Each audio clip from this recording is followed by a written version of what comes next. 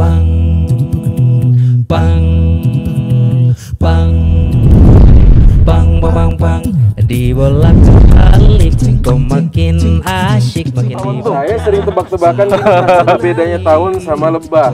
Oh, kalau lebah menghasilkan madu, kalau tawon menghasilkan minyak tawon.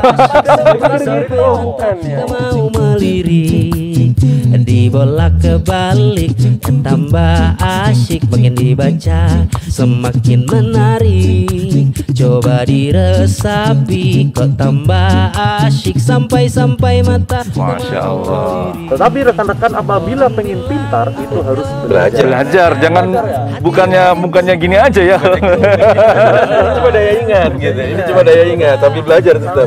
Pantesan tadi kok saya lihat Mas Raka ya kan, daya ingatnya kuat. Wah, makin pinter kan di sini. Sering di sini kan. Dan belajar gitu kan. Iya. Benar.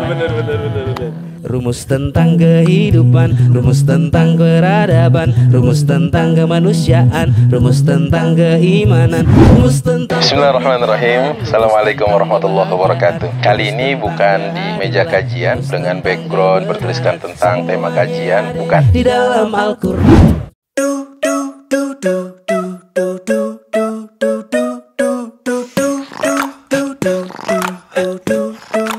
Bismillahirrahmanirrahim. Assalamualaikum warahmatullahi wabarakatuh. Assalamualaikum warahmatullahi wabarakatuh. Itu udah nyampe mana nih? Alhamdulillah kita udah sampai di Tawangmangu nih. Ya, Tepatnya di mana nih? di Rumah Atsiri Indonesia. Mau ngapain kita ke sini? Kita mau cari yang wangi-wangi di sini. Ya, karena apa? Ya, Karena malaikat suka yang wangi. betul. Allah suka keindahan. Betul, Masya Allah, gitu kan. Jadi memang kita dalam rangka belajar kemari, gitu kan. Karena sesuatu itu kita harus tahu dulu ilmunya. Benar, betul. Kalau kita sudah tahu ilmunya, tinggal kita aplikasi. Itu Iya ya. Sampai Imam Bukhari bikin satu bahasan khusus, al-ilmu qabla al-qawli wal amal. Berilmu dulu sebelum berucap dan beramal. Betul. Jadi karena kita ini masih kurang ilmu, nah, kita belajar sama yang sudah punya ilmunya. Terus kita gali, kita ambil. Betul. Maksimal. Iya. Nah, di sini ini tempatnya selain enak juga banyak manfaat juga nih. Kita bisa belajar mengenai ini bangunan ini udah lama nih, saya. Jadi dibuat zaman Pak Soekarno dulu nih. Zaman Pak Soekarno. Iya. Jadi Pak Karno itu sudah melihat bahwa potensi wangi-wangian Indonesia itu bisa menjadi sesuatu yang punya nilai jual yang lebih tinggi. Gitu kan. Jadi ini ada kerjasama, kalau tidak salah ini kerjasama Pak Karno dengan Bulgaria. Bulgaria. Iya. Negara Eropa bagian sana Ya dekat-dekat Rusia sana lah gitu ya. Iya. Jadi nanti kita bisa belajar di sini mengenai apa itu atsiri, sejarahnya, prosesnya, pembuatannya, dari mulai hulu sampai hilir, gitu kan. Kita bisa tanya nanti kita lihat tanaman-tanaman apa, dan dari seluruh yang bisa dibuat di atsiri itu ada 40 jenis tanaman itu Indonesia punya semua sih. Ada semua, Pak. Ada semua di Indonesia, gitu kan. Itu Masya Allah. Allah berikan begitu banyak nikmat yang kita kadang-kadang lupa itu. Ya Allah. Iya kan? Bahkan tanaman-tanaman itu bisa menjadi obat kita tuh, bisa menjadi obat, bisa buat jadi makanan kita sehari-hari. Ya, justru makanan yang jadi obat, Iya. bukan obat yang jadi makanan. Betul gitu. Karena kedepannya nanti mungkin kita udah nggak perlu minum obat nih kalau misalkan kita tahu. Tepat banget ini. Jadi tren di Eropa, di Amerika tuh mereka sudah menuju ke food medicine namanya. Food medicine itu makanan-makanan yang menjadikan obat. Bukan obat yang jadi makanan. Betul. Dan kita tuh setiap hari ada makan kunyit, makan bawang putih dan lain-lain yang kita kadang-kadang mungkin kita kurang bersyukur bahwa Allah sudah memberikan begitu banyak nih di kita nih, gitu kan. Nanti insya Allah kita lihat bareng teman-teman dari Syamam nih ya. Kita Syamam, kita akan lihat Rumah Atsiri, belajar bareng-bareng, melihat, mengamati tumbuhan, tanaman, dan apa-apa nikmat Allah yang terkandung di dalam seluruh yang telah Allah berikan kepada kita. Masya Allah. Jadi antum bilang kayak gitu, anda ingat satu hadis Rasul. Apa itu, Ustaz? Kata Rasul, jika besok kiamat, qamatis sa'ah wa fi yadi ahadikum fasilah falyagrisha. Ya.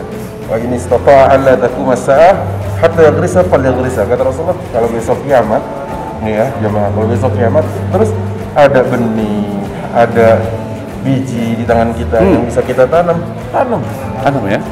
Padahal besok kiamat. Kata orang-orang mungkin gini, ya ini orang kagak bener, nggak beres, besok kiamat nanam. Iya, buat apa gitu kan? Buat apa gitu? Besok juga hancur, jangan lagi tuh Biji ya? Dunia aja hancur ya? Dunia hancur. Yang udah ditanam sama Allah lama tuh gunung, hancur. Terbang. Terus gimana maksudnya?